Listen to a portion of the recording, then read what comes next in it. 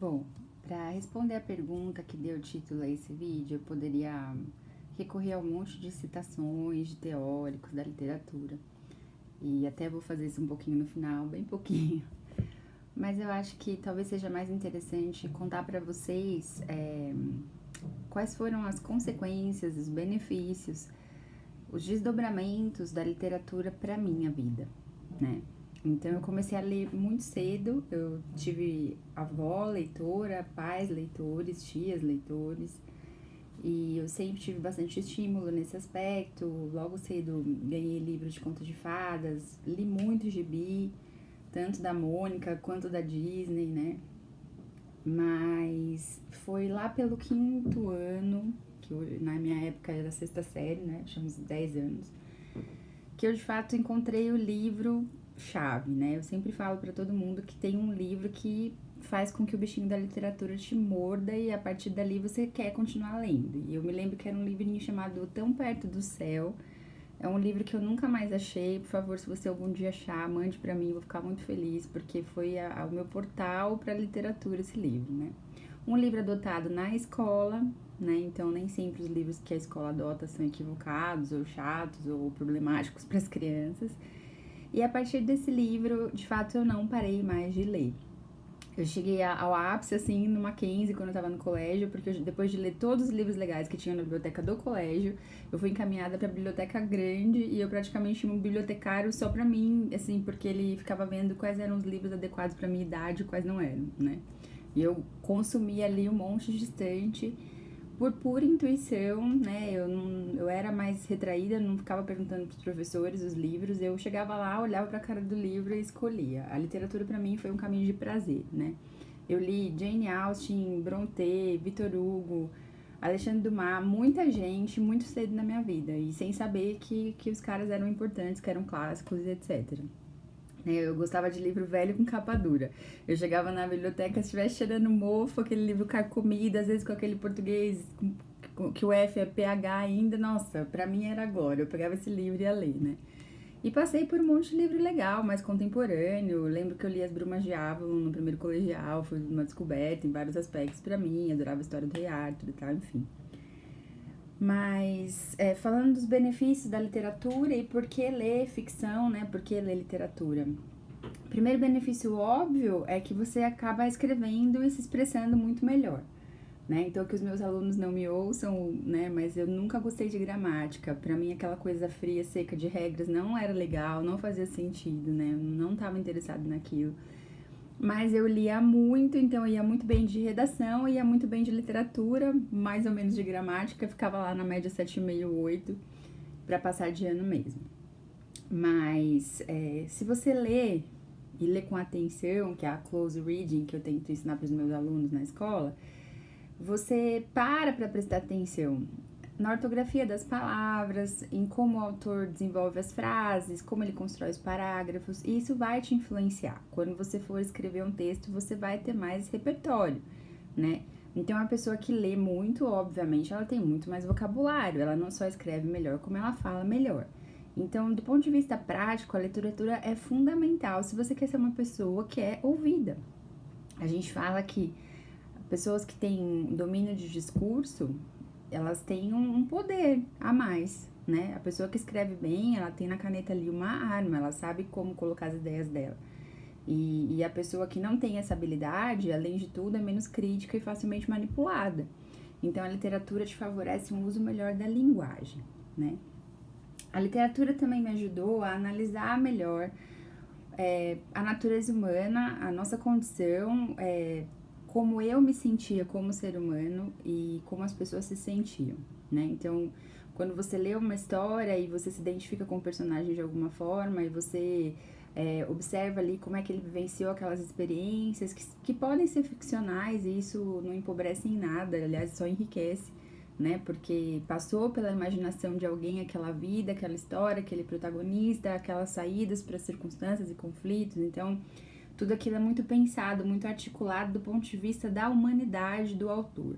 E isso enriquece a sua visão de mundo, o seu conhecimento de mundo, né? Então, veja só, eu sou uma filha de pastor, fui criada na igreja, eu não vejo isso como um demérito, mas eu tive uma criação mais super protegida num gueto com um discurso que era parecido para todo mundo, eu tava com pessoas que acreditavam nas mesmas coisas que os meus pais, que eu, e era mais tranquilo.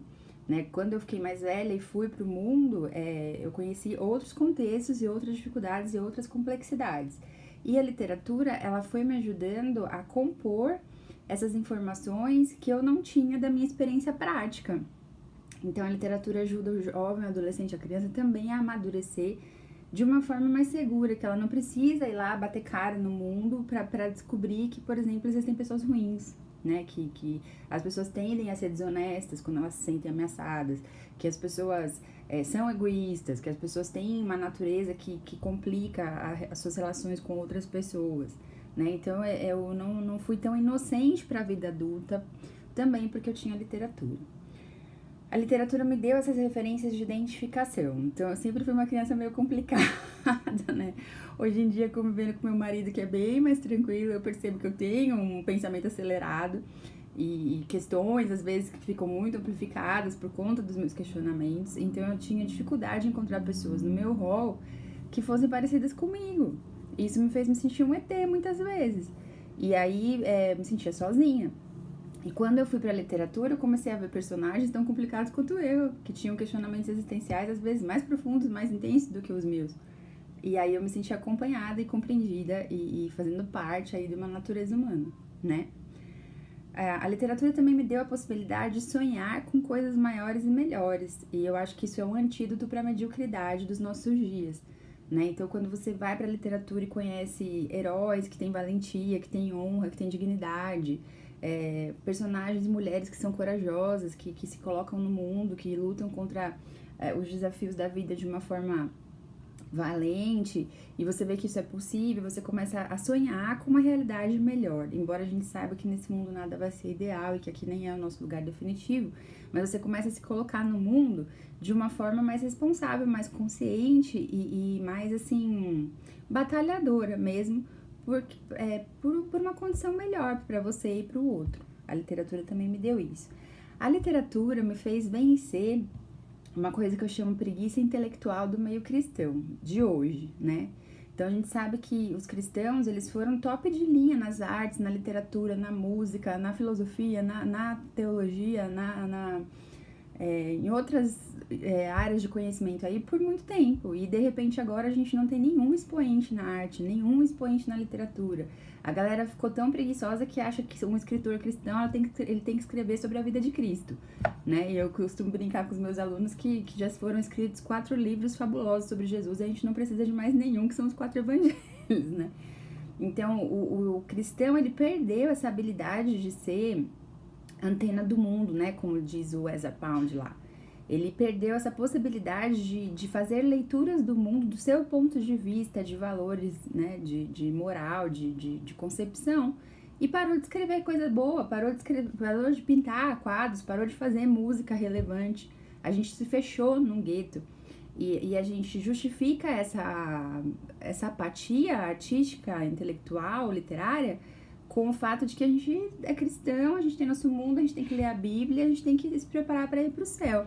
Meu irmão, minha irmã, isso é preguiça, tá? A pessoa que diz isso é porque ela tem preguiça de estudar, ela tem preguiça de desenvolver a arte dela, ela tem preguiça e medo de ser uma voz no mundo, né? Então, a literatura, ela me deu essa perspectiva de que eu podia dizer alguma coisa, de que eu podia escrever, de que eu podia influenciar e que eu não precisava ser uma tapada para isso, né? Então, graças a Deus, eu fui ler aí coisas além do que o mundo cristão promove. Não que essas coisas do mundo cristão sejam ruins, mas elas se limitam, elas se fecham em si mesmas, né? E a literatura deu para mim a possibilidade de vencer a preguiça intelectual. Eu sou uma das pessoas mais curiosas da Terra até hoje, né? Então, eu acho isso muito legal. Eu queria muito que todo mundo que estivesse lendo esse vídeo se abrisse para a curiosidade intelectual, sem medo, né? Porque a gente tem que crer que a fé que a gente defende, diz que alimenta e que vive, ela não é tão frágil a ponto de você se abalar na sua fé por conta de leituras seculares, né? Quem diz isso é muito fraquinho. E a literatura, para encerrar, né? Esse vídeo já tá ficando grande. Ela me deu a possibilidade de acreditar numa existência mais rica, mais ampla, mais alegre, mais interessante, mesmo aqui, né? E aí eu queria compartilhar com vocês esse quadrinho aqui, que é uma frase do Borges, acho que dá pra vocês lerem aí. Diz que ele sempre imaginou o paraíso como uma espécie de biblioteca, né? O Borges é um dos melhores escritores de conto que a gente tem na humanidade, é um argentino fabuloso, grande crítico também literário e etc. E eu também acho que, pelo menos para pessoas como eu, o paraíso vai ter muito de biblioteca, né? Eu vou encerrar com uma leitura aqui, falando um pouquinho sobre um trecho do livro A Cultura do Romance. Ele fala que a ficção, né, a obra literária, ela não existe para investigar uma área determinada da experiência, mas para enriquecer de maneira imaginária a vida, a de todos. A vida que não pode ser desmembrada, desarticulada, reduzida a esquemas ou fórmulas, sem que desapareça. Por isso, Marcel Proust disse: a verdadeira vida, a vida por fim esclarecida e descoberta, a única vida, pois plenamente vivida, é a literatura. O Borges, esse Borges, se irritava quando lhe perguntavam para que serve a literatura. Parecia-lhe uma pergunta idiota, e ele respondia: a ninguém ocorreria perguntar-se sobre qual é a utilidade do canto de um canário ou das cores do céu no crepúsculo. Com efeito, se essas coisas belas estão ali e graças a elas a vida, ainda que por um instante é menos feia e menos triste, não é mesquinho procurar justificativas práticas? Todavia, a diferença do gorjeio dos pássaros ou do espetáculo do sol fundindo-se no horizonte, um poema, um romance, não estão pura e simplesmente ali fabricados por acaso ou pela natureza, são uma criação humana. E é lícito perguntar como e por que nasceram, e o que deram à humanidade para que a literatura, cujas origens remotas se confundem com as da escrita, tenha durado tanto tempo. Nasceram como fantasmas incertos, no íntimo de uma consciência, projetados a ela pelas forças conjugadas do inconsciente, de uma sensibilidade e de algumas emoções, a que numa luta às vezes implacável com as palavras, o poeta, o narrador, deram forma, corpo, movimento, ritmo, harmonia à vida. Uma vida artificial, feita com a linguagem e a fantasia, que coexiste com a outra, a vida real, desde tempos imemoriais e a qual ocorrem homens e mulheres, alguns com frequência, outros esporadicamente, porque a vida que têm não lhes basta, não é capaz de lhes oferecer tudo aquilo que gostariam de ter. Então, a literatura ela serve para ampliar a nossa possibilidade de existência. E eu desejo a vocês que ampliem a possibilidade de existência de vocês, lendo bons livros. Eu volto na segunda com um vídeo especial falando sobre um conto chamado O Diabo, do Tolstói. E eu vou colocar aí nos comentários o link do conto. Se você quiser ler, você tem aí uma semana para poder aproveitar o vídeo que eu vou enviar para vocês com uma surpresa na segunda-feira que vem, tá bom? Sejam bem-vindos, muito obrigada a você aí que tá me seguindo. E até a próxima.